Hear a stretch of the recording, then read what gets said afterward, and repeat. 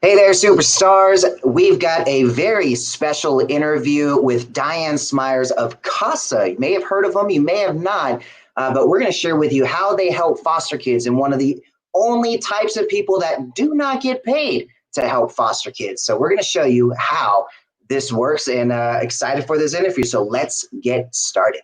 You hear first from Ty Lopez. This is Manny Lopez. No, we're not related. Brother from another mother. Hey, Manny, they leaving the money out. What are they doing? You guys that are orphans and you want to get your money right so that you can be a CEO. You have something special. You have greatness in you. And Manny's a great leader and a very good friend of mine. And I'm looking forward to our sharing the stage together. Manny, it's time. It's time. Always remember that you are too blessed to be stressed. Thanks, Manny. Be great. Travel around the world and we go to these entrepreneur events, and hundreds of them that we've been to, hundreds of them that we've been on their stage, and they're all about selling. They're all about making money. They're all about collecting fame, blowing up on social media. But the reason why we wanted to take this one, we were trying to do anything in our power to make this happen, to get this event, is because of that word right Serve. there. And that's serve. So let's give it up for Manny and the entire team for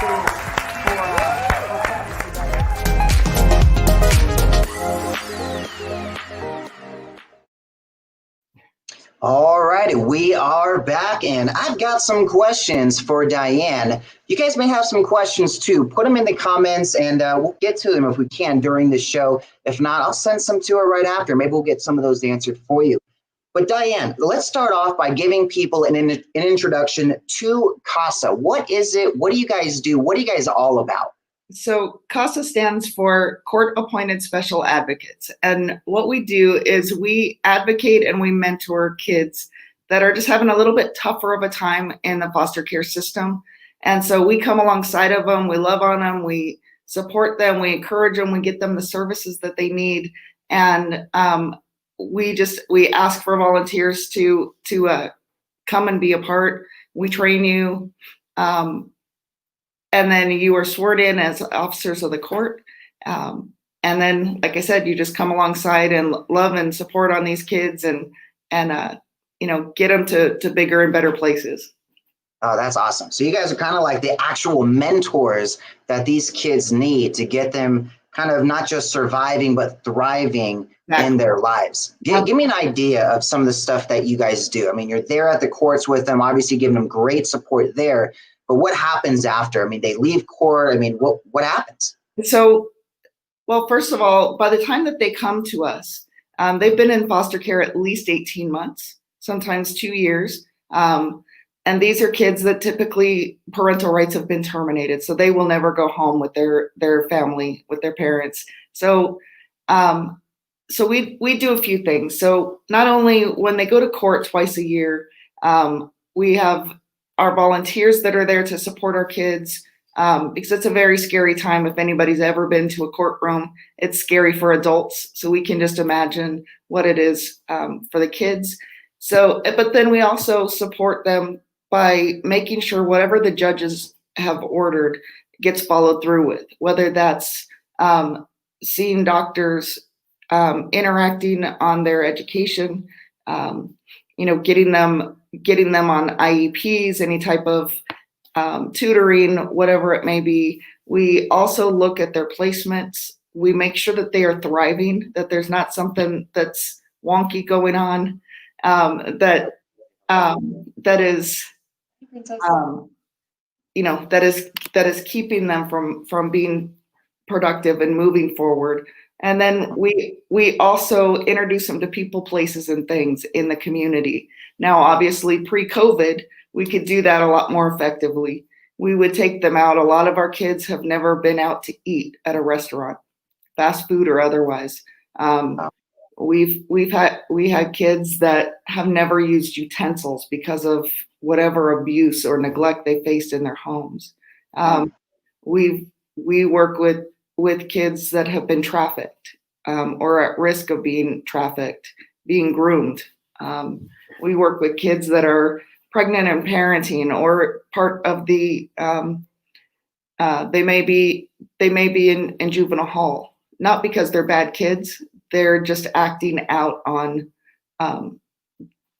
their hurts. And so it's petty crime. It's not anything serious. But we just come alongside of them and we connect them to those resources that they're going to need as they start getting older and thinking about either getting out of foster care at 18 or aging out at 21.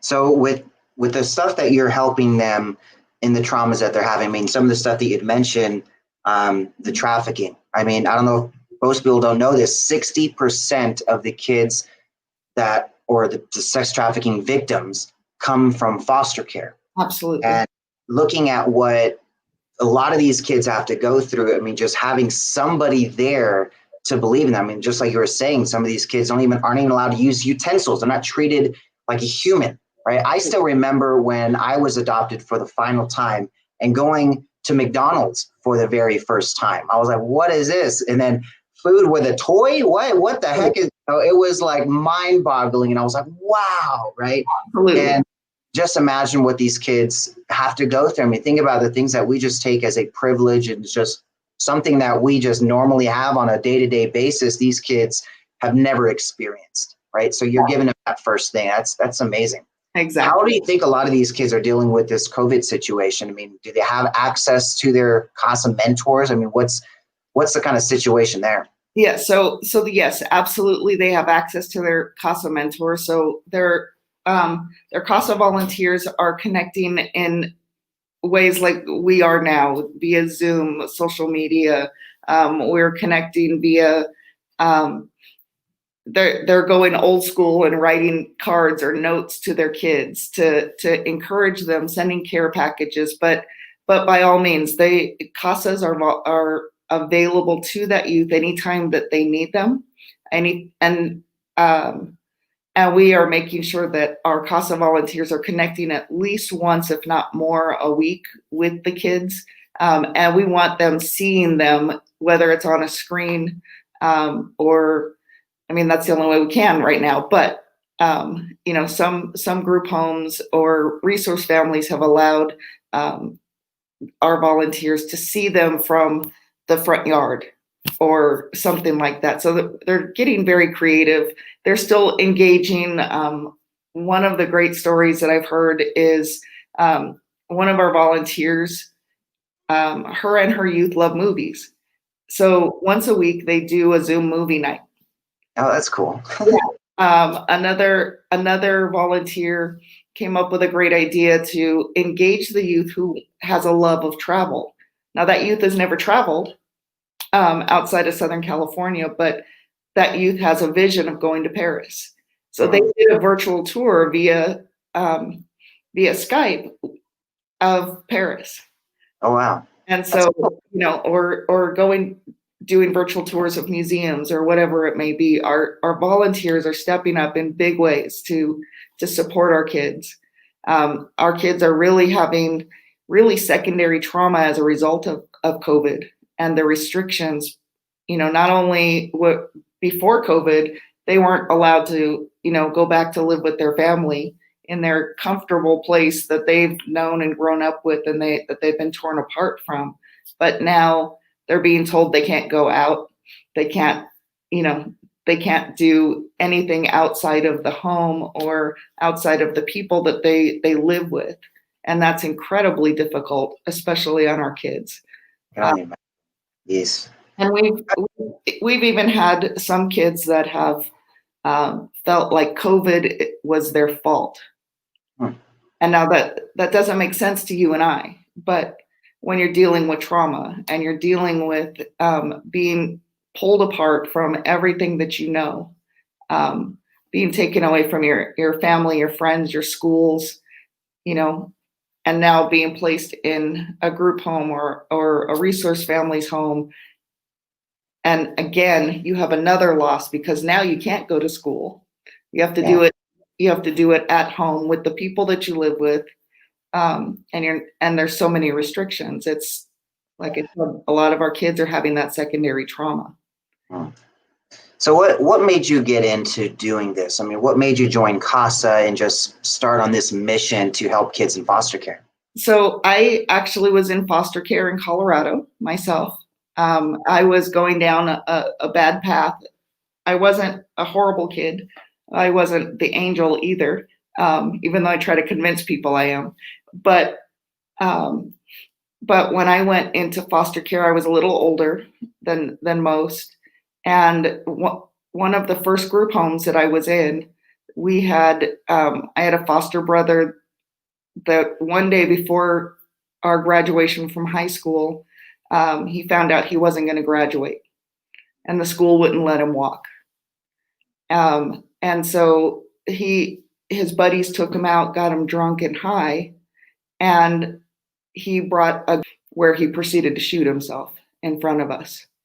Now, thankfully he survived. He was a bad shot. In that case, we were grateful that he was drunk. But as a result of that, Casa in Colorado Springs was just starting up. And I was one of the first youth that immediately got a Casa. Now, it doesn't work like that anymore because the need is so great for Casa volunteers. But I had a Casa volunteer, and I'm going to reach over here. And this was my Casa volunteer. Her name is Virginia. And she has been deeply impactful in my life, going on, I hate to admit this, 35 years. Wow.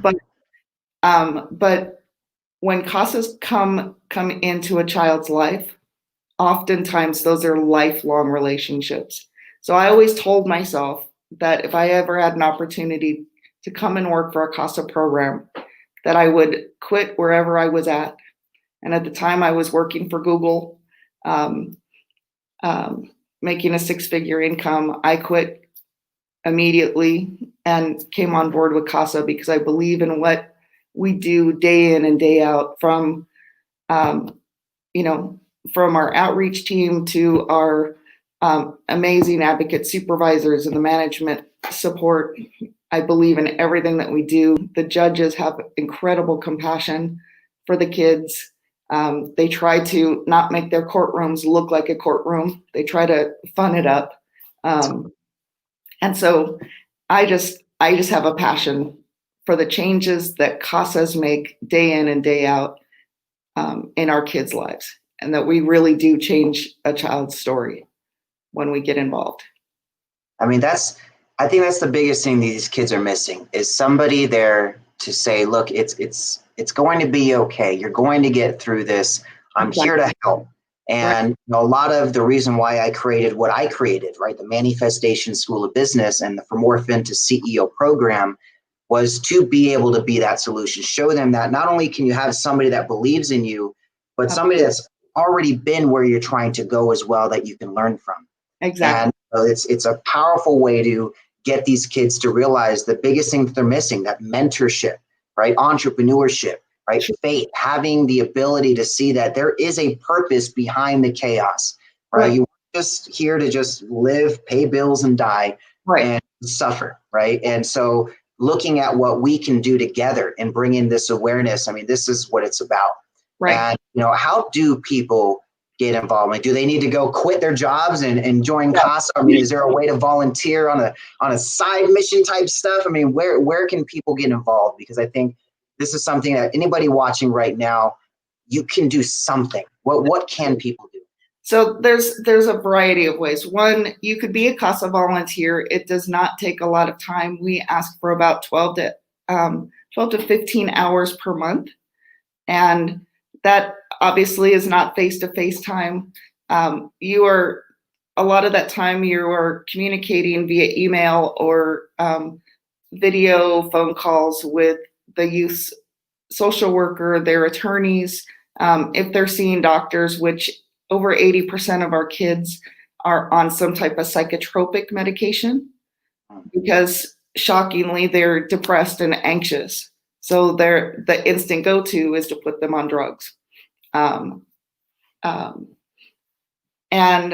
so they're engaging with a variety of professionals. They're talking with teachers, they're talking with principals, and as well as engaging with the child. So So we ask for about 12 to 15 hours a month.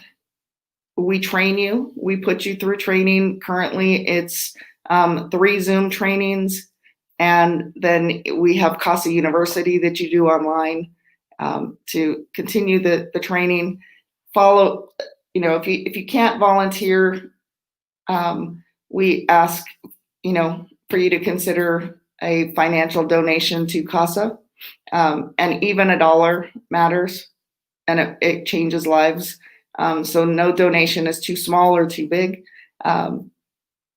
Also, if you want to do some type of a drive, like a comfort drive, so things that are going to bring comfort to our kids, like, the big fluffy blankets, which we can't possibly imagine, in the midst of summer that they would want, or pillows, school supplies, gift cards, to Starbucks or to Target, something that they can use, that they have choices of what they buy versus the foster care system saying, here, this is what you get. And so there's a variety of ways. If they start off with a trash bag. Trash bag. Here, put all your life's belongings in this trash bag. That's how much we value you. Oh. And you know what? It irritates me to no end that our kids are given a trash bag, because I am adamant that our kids are not trash, and so they should not be given trash bags to move. And so, so there's a variety of ways. If your employer has any type of matching program, then gift matching programs, get in contact with us. I'm the one that's responsible for not only volunteers, but also bringing in raising awareness of Casa, as well as raising financial resources for Casa as well. And awesome. So there's many ways that they can volunteer. They can volunteer time. They can just donate to provide resources, whether it's items, it's money, it's just whatever they can do. So that's awesome. You guys have a variety of different ways. Absolutely. And I'm sure there's probably some process you have, if it's like that give back type program that you can combine with your company, and maybe you've got some resources on that. So exactly. How is like the best way for them to get a hold of you? Is there like an email, a phone number, or website? I mean, where do they typically go to get a hold of you directly? So if they want to get a hold of me directly, my email is diane@casaofsb.org. And my phone number is 909-237-2741. That will get to my direct cell phone number. Or you can also go to our Casa website, which is www.casaofsb.org. And B as in boy. So it's Casa of San Bernardino County is what it stands for. But Manny, I do want to mention one thing. So as a foster youth, our kids believe that they're not going to amount to anything. And oftentimes they just think, okay, this is it. This is the best my life is going to get. And I'm here to challenge that. Like I said, I was a former foster youth, and I went on through a series of mentorships, starting with and continuing with Virginia, my Casa volunteer. But I went on to own a very successful vocational school with multiple locations and with international clients. And so just because you're a foster youth today doesn't mean that you can't be that epic CEO tomorrow. Exactly. I mean, look at myself as well. I mean, I'm a paid consultant now to over 1,000 brands worldwide. And at 18 months, I was left in a car with nothing but a diaper on, bounced around home to home, suffering everything from malnutrition, abuse, neglect, and even torture. Sure. So looking at your life, your chaos will become someone else's survival guide. Absolutely. And you realize the power behind that and how you can serve and you can help people.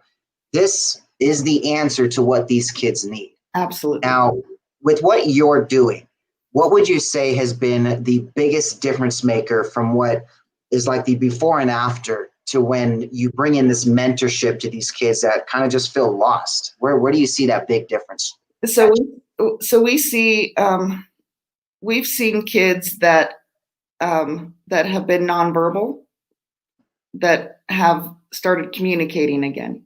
We've seen kids that that are at rock bottom, and we have seen them rise to great levels. We've seen them rise to their first job, getting a driver's license, even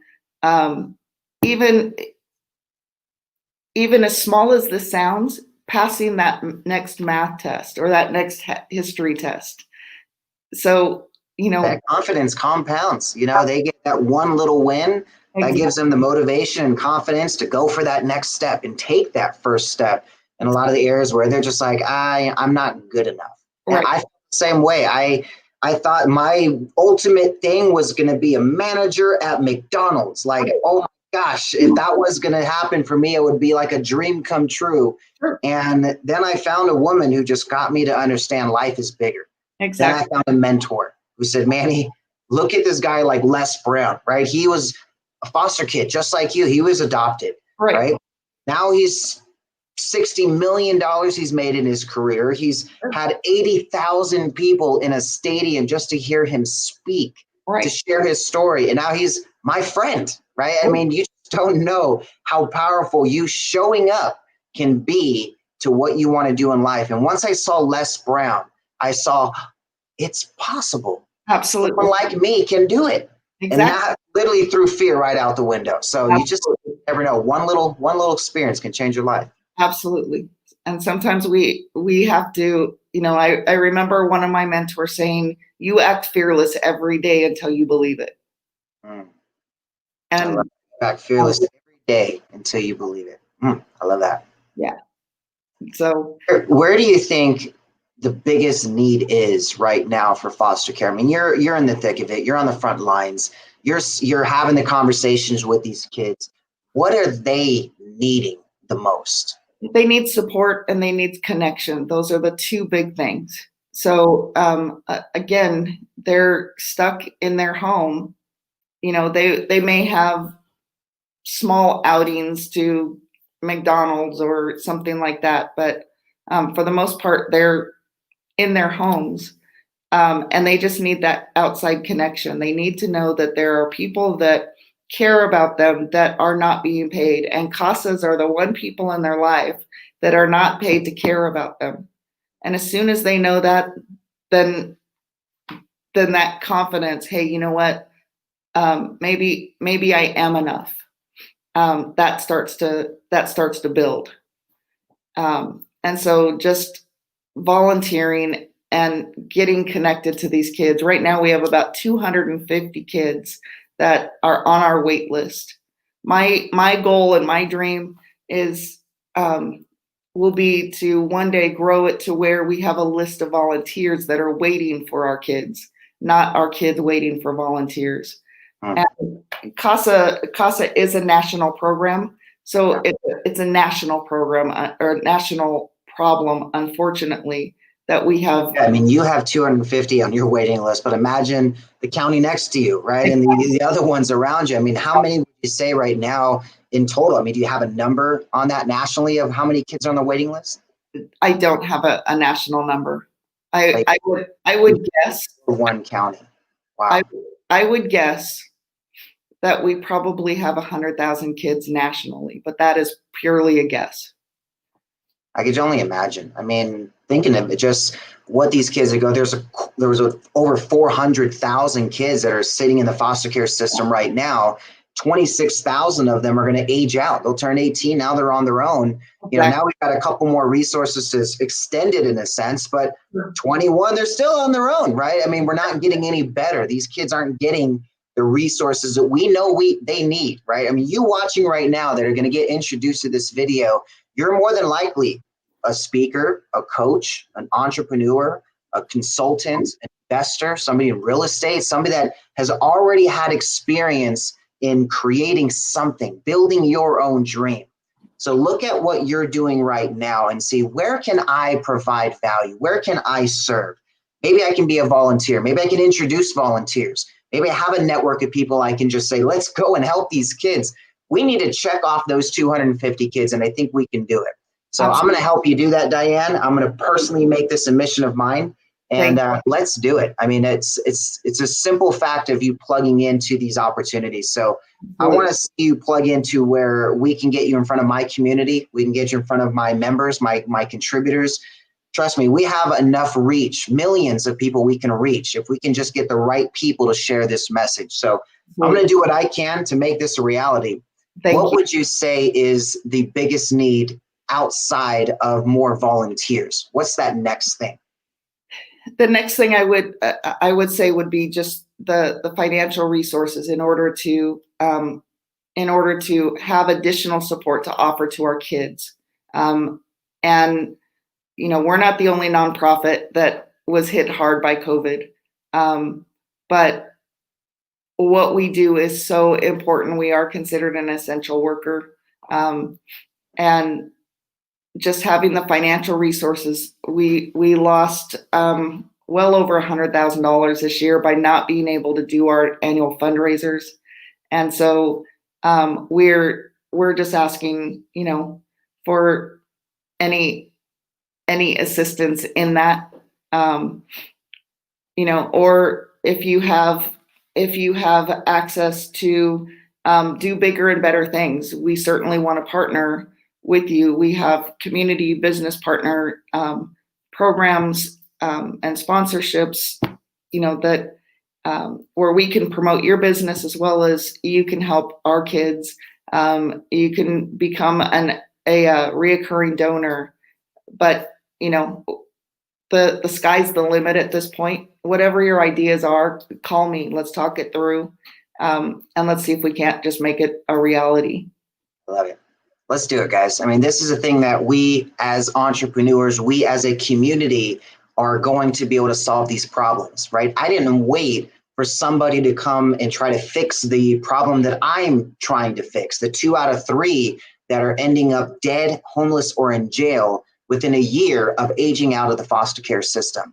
I want to see 2 out of 3 of these kids have a mentor, understand entrepreneurship, and own their own business. When you can go out there and you can build your own dream, the confidence behind that, when somebody says, yes, I support your dream and I want to be a part of that, is nothing else can compare to that. When you have to wait for permission to build someone else's dream, it makes it very difficult to see the confidence in yourself. I was the same way. I was building somebody else's dream for so many years, and I was waiting for permission to get the ability to become a manager at this place. And my mentor at the time, he sits me down, and this same one that told me to go listen to Les Brown. He goes, Manny, you need to stop waiting for permission to build someone else's dream. It's time to build your own. Absolutely. I was like, what do you mean? He's like, you should be the CEO of your own company. Absolutely. And I was like, what? They won't even let me be the manager here. What are you talking about? And that's when he just floored me. He's like, Manny, you don't need permission.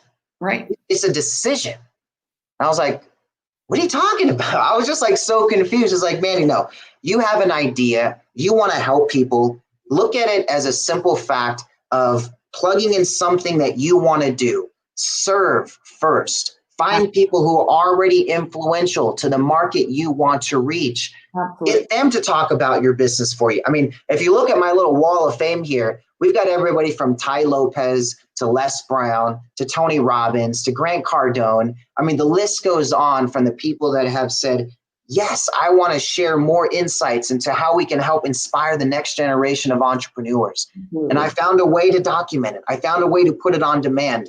I asked questions when we started hosting from Orphan to CEO events in San Bernardino County, and seeing that these kids want stuff that's on demand. They want the gamification. They want to be able to learn from the comfort of their home and their smartphone. Absolutely. And so that's when we built Manifestation School of Business. You'll be able to find Casa on here, their profile, their interview. This whole interview will be on demand. These 16,000 kids that we already have in this platform from around the world. We're in 77 different countries right now, and we're growing every single day. So by the time you probably watch this, that number is going to be increased by a lot. So our goal is to get our students to understand what's possible, to get our contributors to see what can we do to make things possible. And it's up to us to bring those solutions. I didn't wait for somebody to drop manifestation on my lap. I said, you know what? I've got a skill. I can create systems. I'm an app developer. I work with a bunch of influencers and celebrities. How about I just switch it around? Instead of just selling my way to success, I'm going to go and serve my way to success. Great. I'm going to go and create a program. Now watch, everybody doing this can do this. Everybody watching, if you own a business, think of a Tom's Shoes business model. Here's what I mean. It's a buy one, give one type program. Right. Tom's Shoes. Every time somebody buys a pair of shoes, they give a pair of shoes away. That's literally what I did in my program to create manifestation. It was simply a program. I said, every time somebody does business with me, I'm going to go and create scholarships. I'm going to create resources. I'm going to create education in our platform that our students can access for free. Absolutely. And that's the power behind what we can do, guys. Think of what you have as a skill. How can you bring that to the table to serve more people? Right now, Diane, is there any last message you want to leave for our audience? You know what? The one thing I just want to mention is the National Casa has mentioned that by the time that kids start going back to school in person, we are going to probably see close to a 40% rise in the report of child abuse and neglect during COVID. So that means that there's going to be hundreds of thousands of kids that are potentially being brought into the system. And so the need nationally for these kids in foster care are going to grow exponentially. Our job is to work our way out of a job. Unfortunately, we won't, be losing our job anytime soon, but we're just, I have a personal call to action for, whoever's watching, just to rise up and help where you can, help how you can, and everybody can do something for someone to have a better life and be able to live and thrive. I love how you said that last part. Everyone can do something. Funny thing is, I have a good friend of mine. He's the founder of the Make-A-Wish Foundation. His name is Frank Shankowitz. I'm actually interviewing him at our upcoming event next week. And the funny thing is that's one of his biggest messages is everyone can do something. He was left as a child, basically abandoned himself. Think of him like a foster kid, but he got, pulled in by a person he was actually working for, became his foster parent in a sense, and helped raise him and get him to think, hey, everyone can do something. You can serve, you can give back in some way. And that one message is what helped him, inspired him to start the Make-A-Wish Foundation. That's now served millions worldwide in what they've done. So, the power behind a message, you just don't know what we can do. So Diane, thank you for coming in today, sharing your time with us, sharing your message, sharing your testimony. And we got to come together, folks. We have the resources to do it. We have the community to do it. You now know about it. So what are you going to do about it? So thank you for your time. And I appreciate you just coming in and sharing this message. So thank you. Thank you for that. And we'll see you guys on our next episode. And always remember that you are too blessed to be stressed. Thank you.